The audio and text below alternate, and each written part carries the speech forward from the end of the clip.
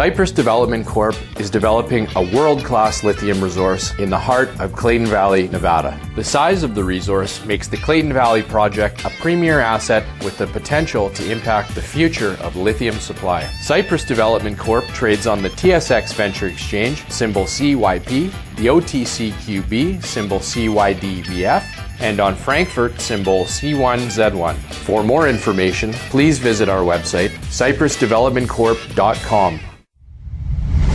You're listening to HowStreet.com radio, available online at TalkDigitalNetwork.com. Welcome to HowStreet.com radio, the online source for market opinions. Here is Jim Goddard. My guest is Mish Shedlock, editor of Mish's Global Economic Trend Analysis on maven.net/Mish Talk. Soon you're going to be on thestreet.com, right? That is correct. I will be thestreet.com/Mish Talk. Mish, how closely do you watch the official inflation rate?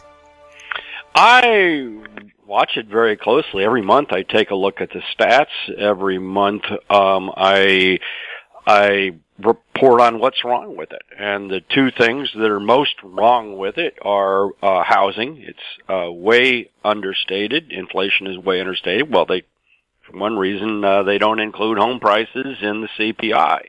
They call that a capital expense. And likewise, if your taxes keep going up because the value of your home keeps going up and you have to pay more and more and more and more in taxes, that's not counted either, because that's counted as a capital expense and not a consumer expense. So it's wrong because of housing, and it's wrong because of medical insurance. Now, for the average person, if you happen to be the average person, well, perhaps you fit into the mold. But if you're buying your own health care insurance and paying $20,000 a year for it, it's highly likely, in fact, almost guaranteed, that you're not going to match the average expense, which the BLS says is on medical expenses, which is 5.97%, call it 6%. You know, if you're spending $20,000 a year on health care, rest assured you're spending more than 6% on health care. That is the problem with taking all of these things and averaging them together. And the same thing if you're in college, if you've got student loans, and are paying a high interest rate on those loans, which most likely you are, you don't fit the bill either. So you take all these things, average them out, and oddly enough, I'm probably close to average. We own our own house. I'm on Medicare. My wife is on private insurance where she works. We buy food when it's on sale, and I stock up on items that are on sale and freeze them. So I do very well food-wise. So, but this might be the average person, but there's a huge chunk of the population of the United States that does not fit this mold, to say the least. What do you think the real rate of inflation is? The government keeps telling us it's 2% or less. What is the real rate? My real rate is 2%, maybe, something along those. Someone who's buying their own health care insurance might have a real rate of 20%.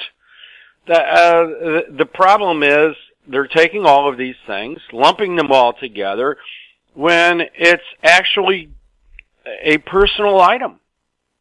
The BLS had a survey today, and I answered it in detail, and I even gave them my phone number and how to get a hold of me to discuss this further with them. But one of the things there, the two of the things that I pointed out were what we're discussing right now. If you don't fit this precise mold, your rate of inflation is way, way higher. Plus, it doesn't, count asset bubbles. So, this whole idea that inflation is low, if you fit a precise mold, maybe, but if you fit other molds, it might be 20% or more. So, in other words, it's pretty inaccurate. Yeah, well, yes, it is. It's reasonably accurate for me, but it's highly inaccurate for a huge percentage of the population. That's what's wrong with the averages. How risky are the equity markets right now? Well, I've been saying this for 3 years or more probably. I think they're very risky. I think stocks are overvalued. I think the threat of a slowdown related to the coronavirus is understated. I think recession odds are understated. I think a lot of the recent rally in the stock market is counting on Trump winning the election again, and actually I doubt that too. Are you surprised the British pound hasn't fallen after Brexit became official? No, actually, I'm not surprised by that at all. I thought the Brexit fears were way overplayed. I believe I've been proven correct on that. Britain is doing better than the EU. Germany is in a state of recession right now. If you ask me, people are talking about a technical recession. Germany's in a world of hurt here, thanks to totally inept Merkel policies on energy, canceling nuclear energy means that Germany has to import energy from the rest of the EU. And they're doing it, the countries they're importing this from are mainly using dirty coal. And I mean that in the literal sense. There's various forms of coal, and some of them are higher in sulfur content than others, and they're using very dirty coal to, import. We've had the Volkswagen scare, and Volkswagen, bet everything on diesel, and diesel's clearly going away. Manufacturing in Germany is on a turndown. The EU is insisting right now, as if they can call the shots on what the relationship with the UK is going to be. There's a substantial risk here that the UK just says, go to hell. Brexit was Brexit. So we'll see. The EU's not in a position to be calling any shots here. The Merkel coalition has absolutely collapsed. Her hand-appointed pick to replace her has now fallen. AKK is not going to be the next German chancellor. A lot of things are going wrong in Germany. A lot of things are going wrong in France. Marine Le Pen is rising in the polls in France versus Macron. So a lot of things are happening bad in Europe. I think we're going to see a state of recession coming up very shortly. We'll have more with Mike Shedlock right after this. Media recognition from Bloomberg, Reuters, recycling trade publications, patented process for 100% recovery of critical metals, including cobalt, lithium, nickel, manganese, aluminum. American Manganese is focused on recycling lithium-ion batteries for electric vehicles. American Manganese trades on the TSX Venture, AMY, the US, AMYZF, and Frankfurt 2AM. For more information, visit AmericanManganeseInc.com or phone me, Larry Ray, at 778-574-4444. Avon Resources Limited is a gold exploration company with significant projects in British Columbia and the Yukon, trading on the TSX Venture Exchange, symbol ABN, and the OTCQB, symbol ABNAF. Surrounded by world-class gold deposits and mines, Avon's 23,000 hectares Forest Kerr Gold Project is located in the heart of the Golden Triangle in northwestern BC. For more information, visit us at avonresources.com. Welcome back. We're speaking with Mike Shedlock. Mish, on average, how long does it take for credit spreads to go inversion to the time we see a recession? Again, this is another one of these things. You can look at averages and you can look at individual ones. It can be as short as a few months. It can be as long as 18 months. So each one is different. I don't think this is one of these things you can say, well, let's just take an average and take a look. But I thought we would be heading into recession in 2019. It didn't happen.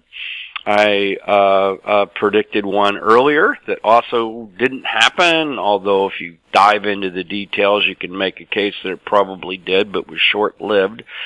The Fed has certainly come to the rescue in time a couple of times when we flirted with recession, and one of them was probably just a fake scare. When energy prices collapsed, and inflation tanked, that was mainly an energy-related thing. We have a manufacturing-related scare right now. Actually, not a scare. We have a manufacturing recession right now, no question about it. And the question is how fast that is going to spill over into becoming a real recession. I think this year. I said that last year. Consumer confidence in the U.S. is at a record high. Is that a warning sign or a sign of confidence? It's a sign that the stock market's at a record high. That's essentially what it tracks.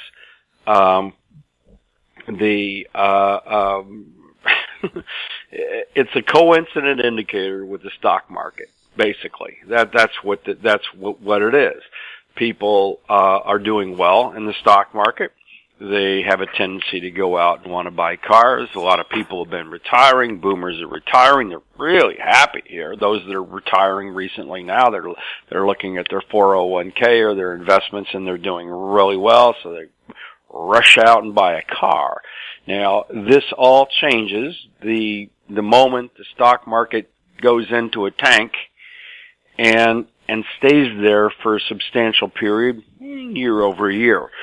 When that happens, and it's really just a matter of when, it's been 10 years now since the last recession, we're going to see a completely different attitude change. We're going to be seeing people a little bit more fearful about how their stock market portfolio is doing. That is going to, one of the places that's going to turn up first in is buying cars. So that will enhance the manufacturing slowdown.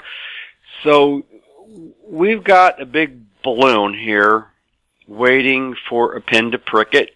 The coronavirus could be it. It could be the market realizing that Trump is not going to win. I don't believe he is. It could be fears over anything. It could just be pure exhaustion. People just look at the stock market and all of a sudden decide it doesn't make much sense to buy stocks at these prices. Any of those things could do it. I'm not going to guess which one could do it. It could be a combination of all of them or partially some of them. We'll have more with Mike Shedlock right after this. Engineer Gold Mines is focused on the exploration and development of the historic high-grade Engineer Gold Mine situated 32 kilometers southwest of Atlan, British Columbia. Engineer Gold Mines is fully permitted for surface and underground exploration with the drill program now underway. Engineer Gold Mines Limited trades on the TSX Venture Exchange, symbol EAU. For more information, please visit us at engineergoldmines.com. Don't miss out. Stay informed. Receive the HowStreet.com weekly recap with thought-provoking podcasts, radio, and articles delivered to your inbox. Sign up for the HowStreet.com weekly recap on our homepage at HowStreet.com. Welcome back. We're speaking with Mike Shedlock. Mish, do you have any idea how much of an impact this coronavirus is going to have on the world economy? I think it's going to take 1% off of China. And back in 2003, when we had the SARS virus, and people are comparing it to that, China was only a few percent of the global economy, close to 20 now. So the manufacturing spillover, countries are more dependent on China than ever. Hyundai stopped production of cars in South Korea because it can't get parts from China. the medical supply industry. We get a lot of medical supplies, of all things, from China. That's ground to a halt. China's trying to get people to go back to work, but we have the number of cases going up again in China. That's actually a result of a methodology change more than anything else, but it's probably more an accurate assessment of what's really going down. You have 60 million people in China locked up, unable to move, can only leave their houses once every 2 or 3 days, and only one person per household, and that's just to buy groceries. That's it. That's what we're talking about here. And that's the equivalent of the entire state of California, plus Illinois, plus Wisconsin, everyone in those 3 states being unable to leave their house for weeks. So the economic impact on China has to be severe. If it was 2% of GDP or even 3 or more, it wouldn't surprise me in the least. The economists are saying 0.5%. I don't buy it. I think maybe 0.5% globally is the number that we ought to be looking at. Way higher in China. How are the job openings in the U.S. doing? We had a turnover report, and openings are plunged over the last couple of months, and people are struggling to figure out why. Is this bad data? Is this a real trend? Whatever. We've seen the biggest plunge in job openings ever, actually. And we've gone from year over year being up 23% to being down 14%, all in the course of a year. That is a massive, 37% change from one direction to the other in the terms of number of openings year over year. It's huge.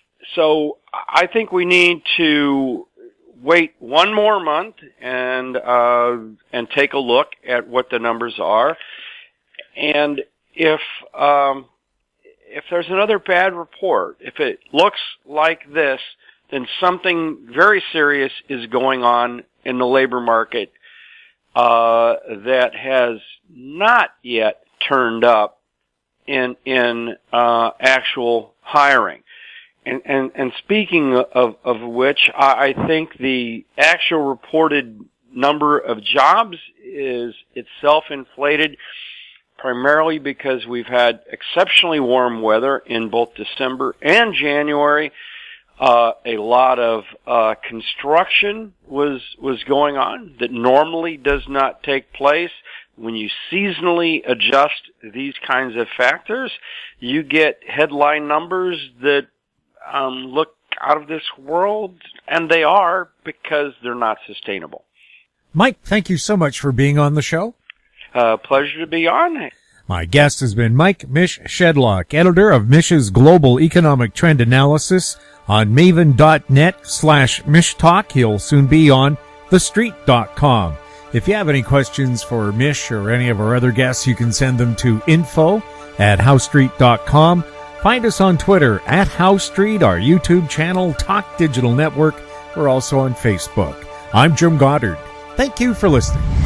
Comments made on HowStreet.com radio are an expression of opinion only and should not be construed in any matter whatsoever as recommendations to buy or sell any financial instrument at any time. Available online at TalkDigitalNetwork.com. HowStreet.com radio is a production of HowStreet Media Incorporated.